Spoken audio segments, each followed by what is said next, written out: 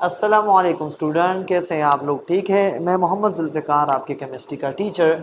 और क्लास 10 के हवाले से एक लॉ रह गई थी हमारी काइनेटिक मॉलिक्यूलर थ्योरी के इंटरप्रिटेशन और गैस लाज में। एक लॉ जो एवोगैड्रो लॉ था वो आज इंशाल्लाह पढ़ेंगे। प्रीवियस लेक्चर के हवाले से हमने 3-4 पैरामीटर्स पढ़े थे स्पेशली गैस लाज को सीखने के लिए, ताकि पिछला लेक्चर इस लेक्चर के साथ क्या हो जाए, कनेक्ट हो जाए।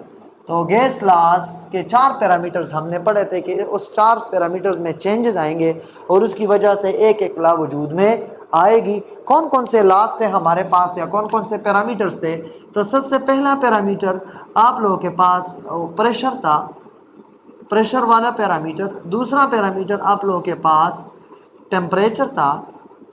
तीसरा पैरामीटर आप लोगों के पास प्रेशर, टेम्परेचर और वॉल्यूम था। और चौथा पैरामीटर आप लोगों के पास नंबर ऑफ मोल्स या you can say number of molecules को अगर हम कंसिडर करें तो ये 4 पैरामीटर्स थे आप लोगों के पास। के अगर आप लोगों के पास 2 पैरामीटर्स को हम छेड़ेंगे तो तीसरी पैरामीटर या चौथे पैरामीटर को हम कांस्टेंट रखेंगे। थोड़ा बहुत अगर गो थ्रू दे दूं आप लोगों को, तो बच्चों अगर आप लोगों को याद होगा हमने बोयल्स लॉ पढ़ा था।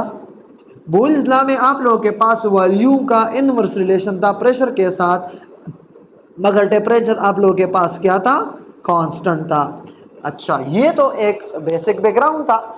दूसरी लॉ जो हमने पढ़ी थी और जिसमें हमने एब्सोल्यूट जीरो का भी बहस किया था वो चार्ल्स लॉ के हवाले से था, और उसमें हमने पढ़ा था कि volume is directly proportional to the absolute temperature while keeping the pressure constant.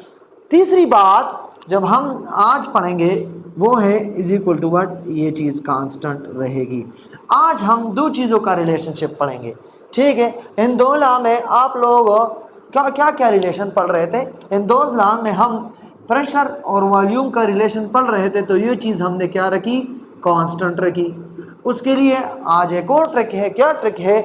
हम लोगों ने फिर क्या किया, फिर इन 2 पैरामीटर्स के दरमियान हमने रिलेशनशिप देखा और आपके पास ये चीज़ कांस्टेंट रही।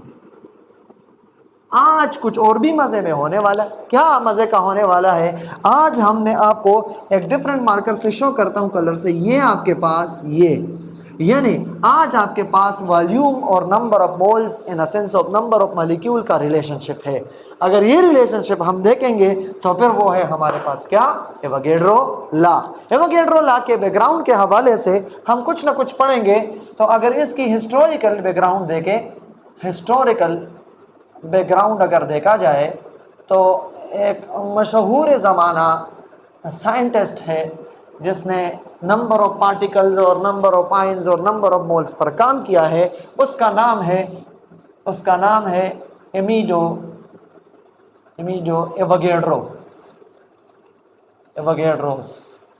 इसका नाम सुनते ही आपको फिक्र जहन में आता है, अगर आप लोगों ने 9th क्लास में पढ़ा है, 6.022 multiply by 10⁻23 number of moles, particles, atoms, वो वाला फिगर याद रहेगा। ये वही बंदा है।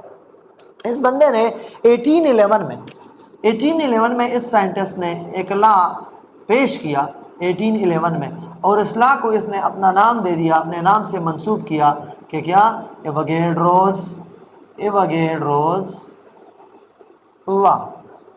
ये लॉ इस बंदे ने प्रपोज की। अच्छा, इस बंदे ने बेसिक काम क्या किया, इसने रिलेशनशिप शो किया। shows the relationship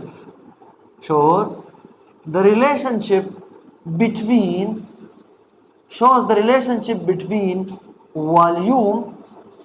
volume and number of moles. ये इसने रिलेशनशिप शो किया। अच्छा, इस रिलेशनशिप को एक्सप्लेन करने के लिए मैंने आपको बताया था कि ये वही रिलेशनशिप है कि हम 2 पैरामीटर्स में अगर रिलेशनशिप फाइंड आउट करना चाहते हैं या उसमें चेंजेस लाना चाहते हैं एक दूसरे के डायरेक्ट प्रोपोर्शनलिटी में या इनवर्स प्रोपोर्शनलिटी में बच्चों, तो फिर ये 2 या एक पैरामीटर को मजीद कांस्टेंट रखना पड़ेगा, तब एक लॉ वजूद में आती है।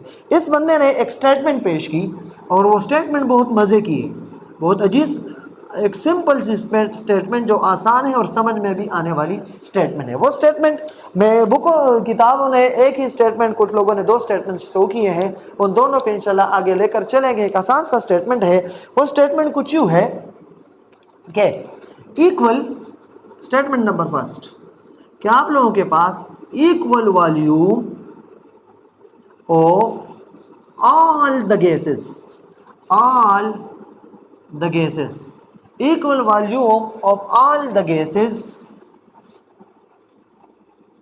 at constant pressure and temperature. Temperature contain equal volume of all the gases at constant pressure and temperature contain equal number of molecules, या आप इधर लिख सकते हैं मोल्स। ठीक है, equal volume of all the gases is at constant pressure and temperature contain equal number या same number of moles या मॉलिक्यूल। इक्वल की जगह आप इधर में ग्रीन में लिखता हूं सेम भी लिख सकते हैं। आप लोग क्या लिख सकते हैं? सेम भी लिख सकते हैं। इधर इस जगह पर आप लोग सेम नंबर ऑफ मोल्स या मॉलिक्यूल आप कह सकते हैं। इस बात का क्या मतलब है, आगे मजीद पढ़ते हैं। दूसरे स्टेटमेंट में यह बंदा कहता है कि the volume of a given mass of a gases contain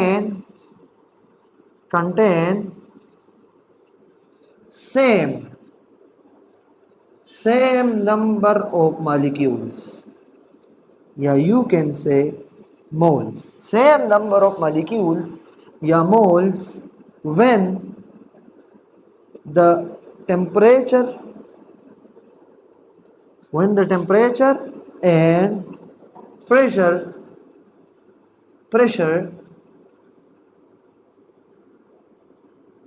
kept constant। अगर आप लोगों के पास the volume of a given mass of a gas contains same number of moles when the temperature and the pressure kept constant। आप लोगों के पास एक container है, एक आसान सी बात मैं समझाता हूं।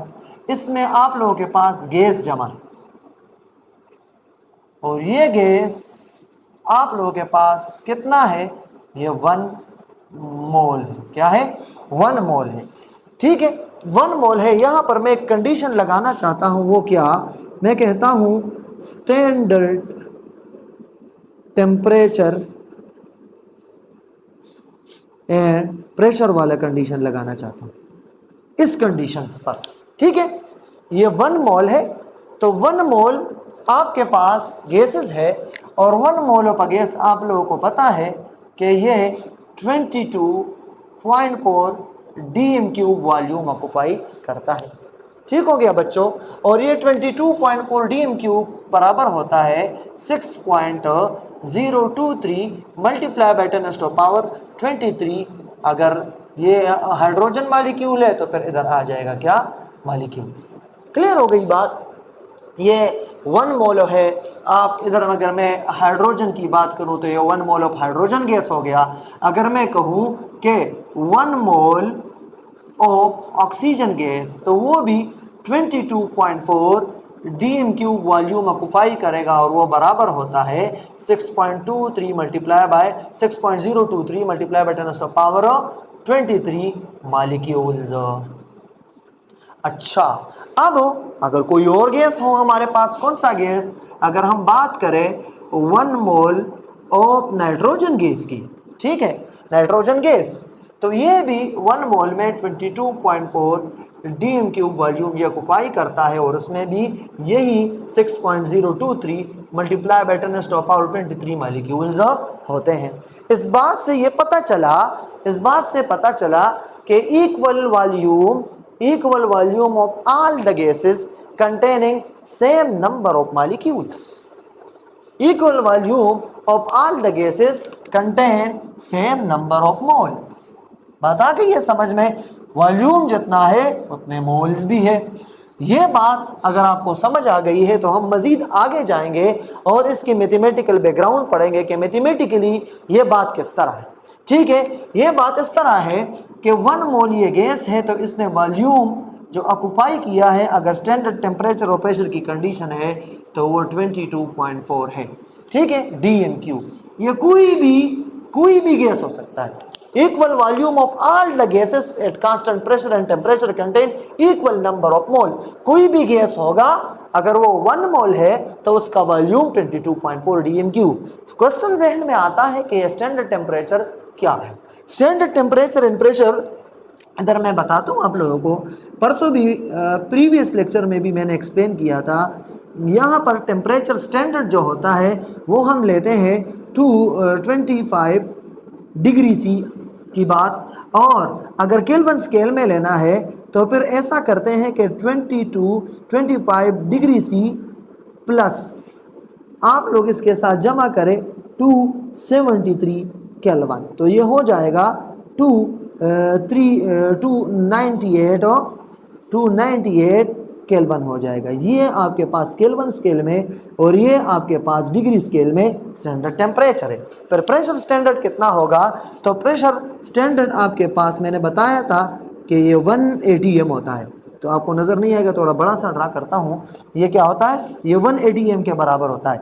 1 ATM बराबर होता है, मैंने आपको बताया था बच्चों, 760 मिलीमीटर ऑफ मरकरी। MCQ के लिए याद रखें, ये 1 ATM बराबर होता है 10, 13, 25 पास्कल के। MCQ के लिए याद रखें कि ये आपके पास 101.325 किलो पास्कल के। और एक और बात आपको बता दूं, MCQ के लिए याद रखें कि स्टैंडर्ड प्रेशर एक 1 ATM ये 760 टॉर के भी बराबर होता है। अब आपसे सवाल है कि 1 ATM कितने बार के बराबर होता है, ये आपने कमेंट बॉक्स में बताना है, कमेंट बॉक्स में कि 1 ATM, this is your question, कि 1 एटमॉस्फेरिक प्रेशर कितने बार्स के बराबर होता है।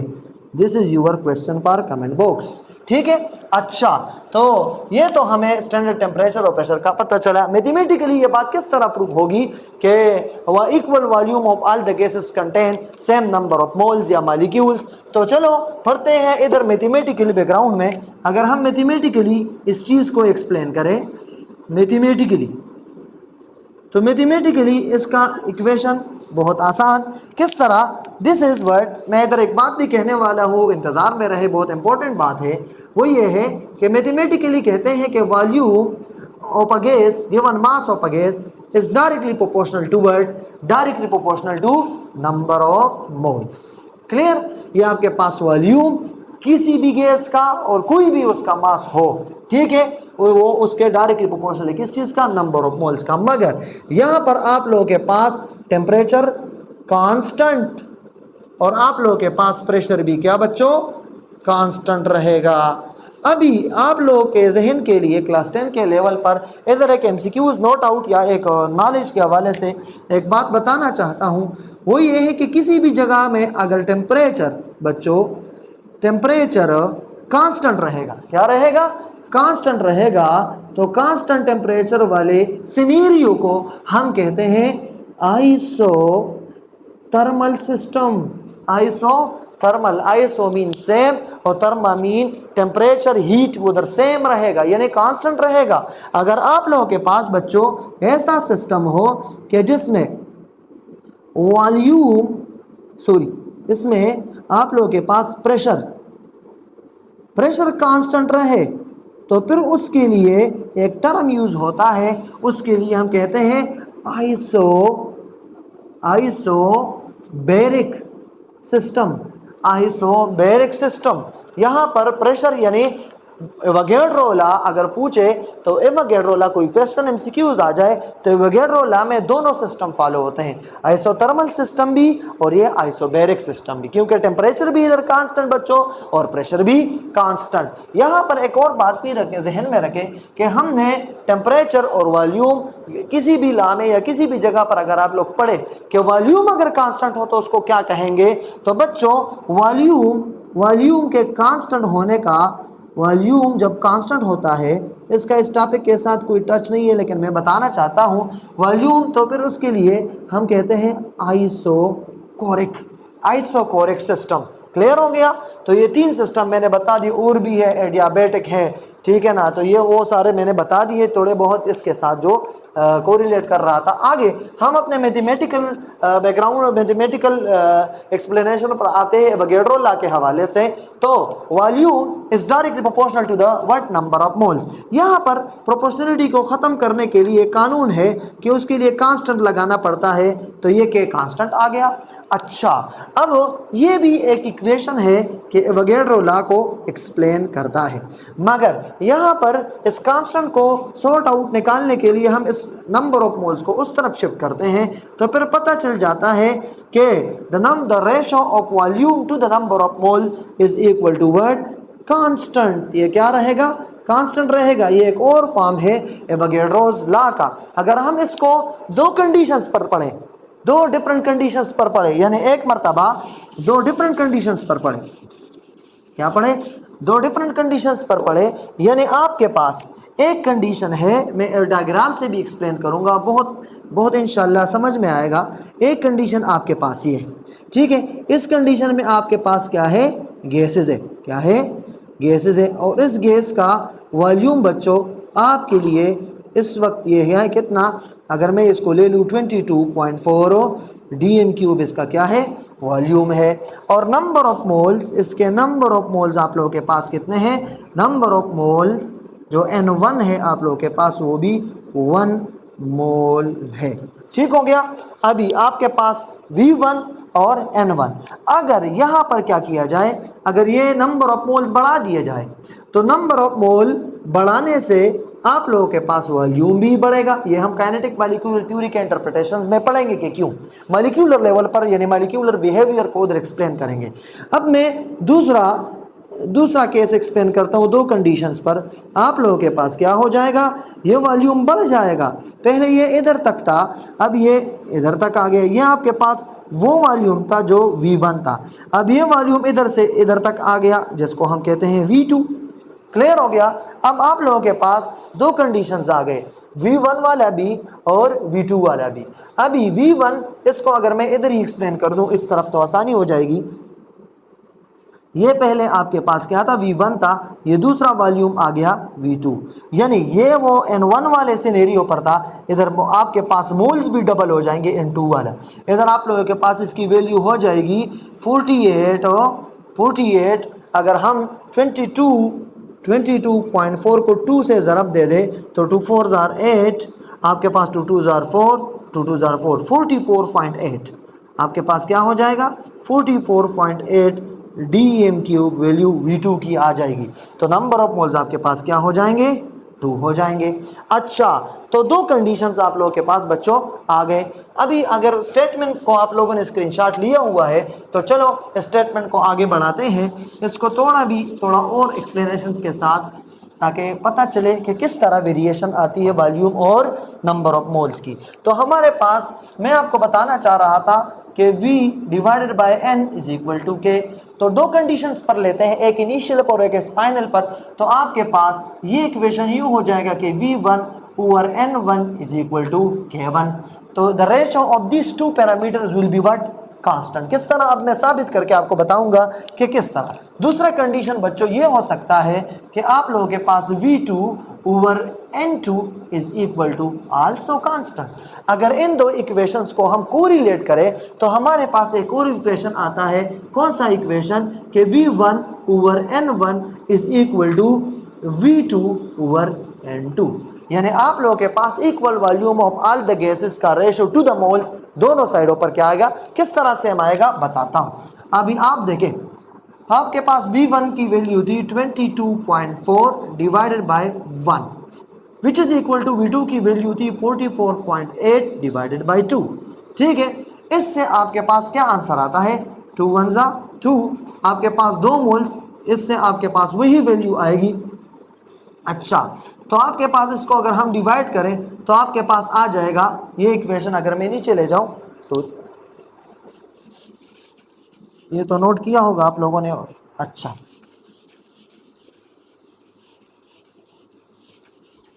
इससे भी आपके पास यही वैल्यू आ जाएगी, 22.4 इज इक्वल टू 22.4, यानी equal volume of all the gases at constant temperature and pressure will contain same number of moles. Clear, आपके पास दोनों वैल्यू सेम आ गए, ये यानी ये वॉल्यूम जस्टिफाई हो गया कि अगर आप 2 मोल्स ले रहे हैं तो उसका वॉल्यूम उसके बनिस्बत उतना बढ़ेगा, 3 मोल्स ले रहे हैं तो वो वॉल्यूम ट्रिपल हो जाएगा।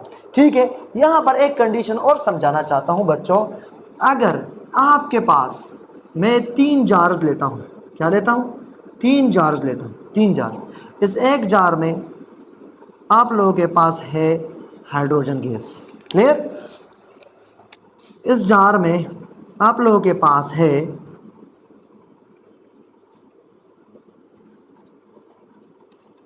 Nitrogen gas. क्लियर, इस जार में आप लोगों के पास है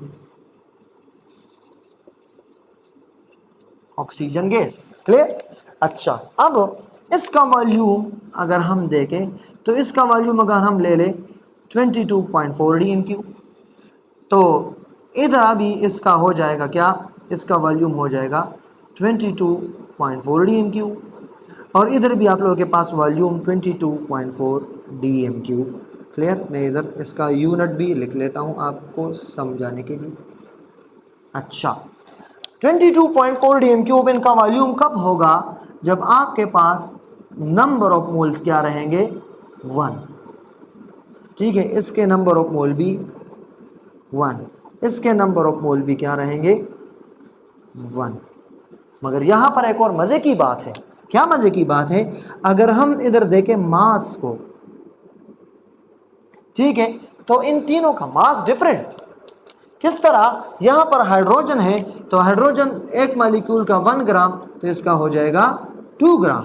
अभी इसका जो मास है, इसका जो मास है वो नाइट्रोजन के एक मॉलिक्यूल का 14, तो 2 का 28 ग्राम।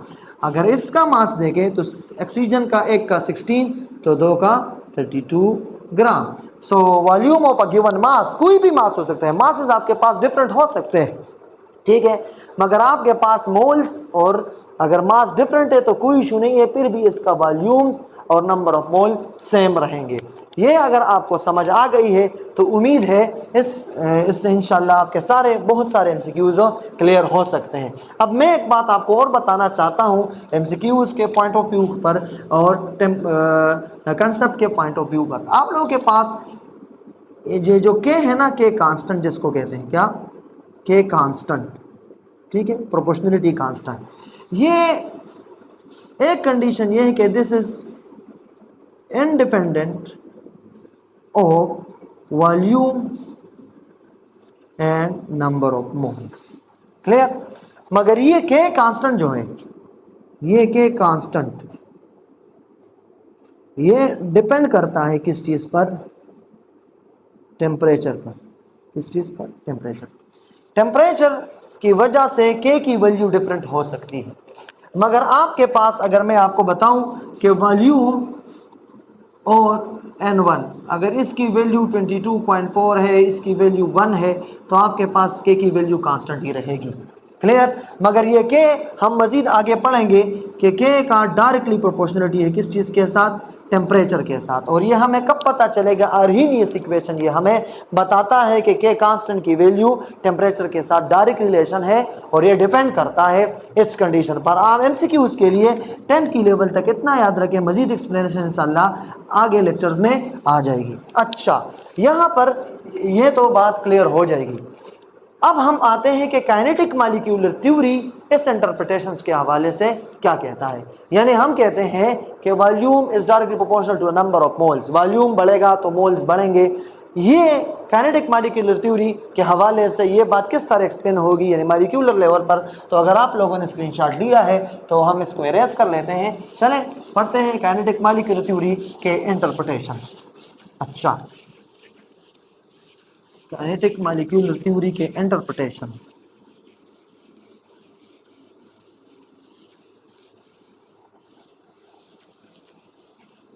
Interpretations of the kinetic molecular theory.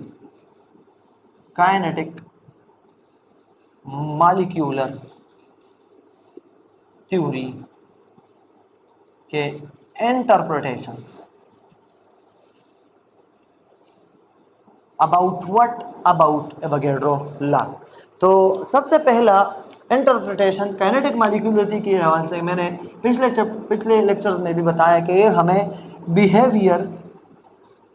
Behaviour of molecules बताता है, बिहेवियर्स ऑफ मॉलिक्यूल बताता है माइक्रोस्कोपिक लेवल पर, कि अगर कोई भी चेंजेस आ रहे हैं गैसेस में, सॉलिड में या लिक्विड में, ठीक है, तो उस वक्त मॉलिक्यूल्स की बिहेवियर क्या होगी। क्लियर। तो सबसे पहला इफेक्ट हम अगर पढ़ेंगे, सबसे पहला इफेक्ट, तो effect of volume of a gas on number of moles. Effect of volume of a gas on the number of moles. सहन में ये बात जहन नशीन कर ले, मैं एक डायग्राम से एक्सप्लेन करता हूँ और आगे छोटे छोटे पॉइंट्स आपको लेकर दूंगा। आप लोगों के पास ये गैसेस है,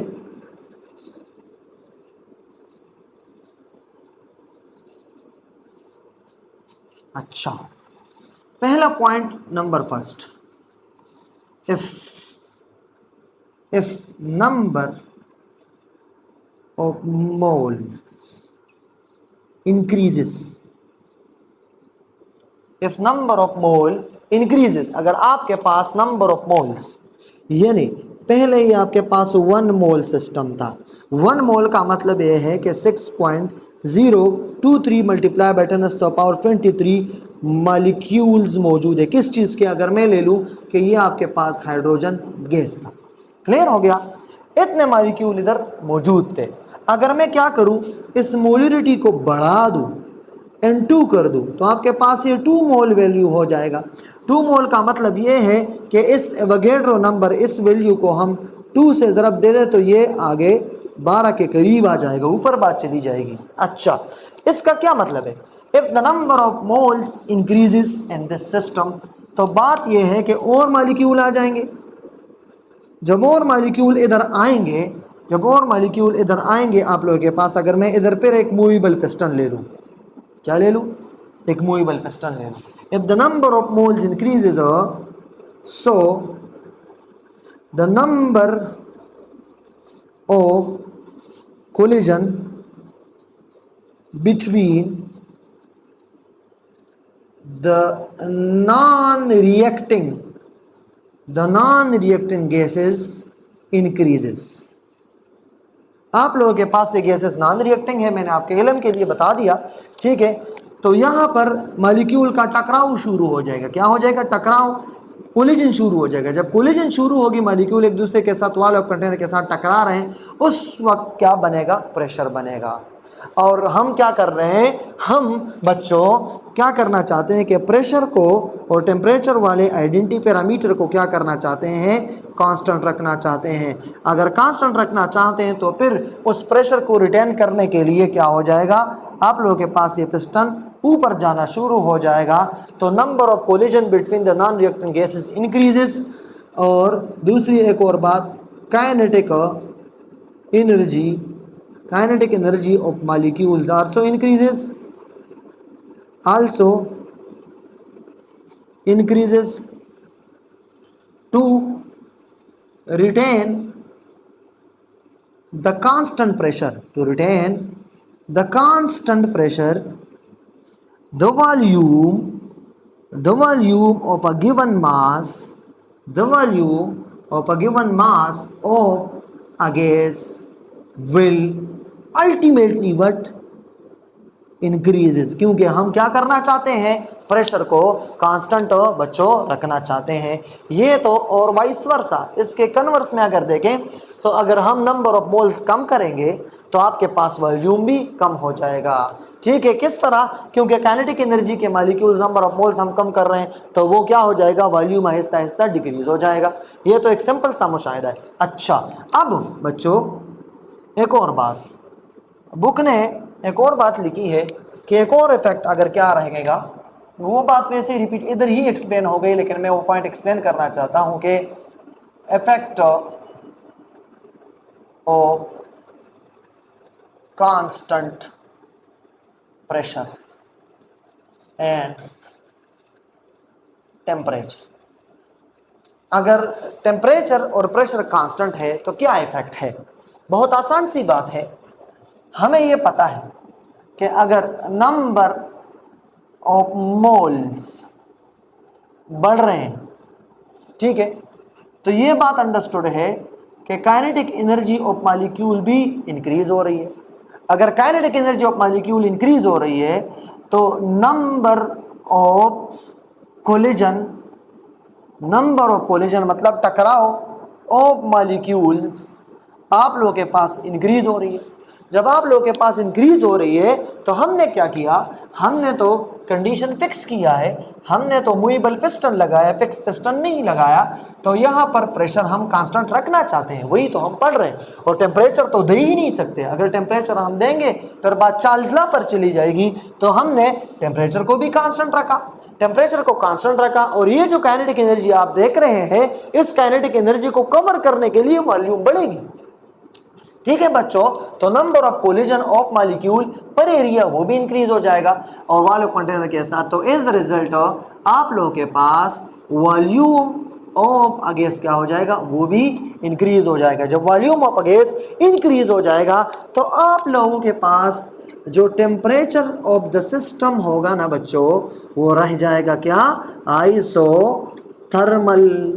ठीक है, और आप लोगों के पास जो प्रेशर रहेगा ना बच्चों, प्रेशर आप लोगों के पास रहेगा, वो भी रह जाएगा कौन सा, आइसोबैरिक। आइसोबैरिक का मतलब ये भी कांस्टेंट रह जाएगा। तो ये दो पैरामीटर जो है ये कांस्टेंट रह जाएंगे और आप लोगों के पास ये दो पैरामीटर्स इंक्रीज हो जाएंगे। तो बच्चों ये पूरा लेक्चर था आप लोगों के पास एवोगैड्रो लॉ के हवाले से, उसके काइनेटिक मॉलिक्यूलर थ्योरी के इंटरप्रिटेशंस के हवाले से। तो बच्चों कोई भी क्वेश्चन हो, कोई भी एम्बिग्विटी हो तो आप कमेंट बॉक्स में हमें बताते भी रहते हैं, बहुत खुशी होती है आपके फीडबैक का। इंशाल्लाह नेक्स्ट लेक्चर में मिलते हैं जो हमारा है diffusion of the gases. Thank you.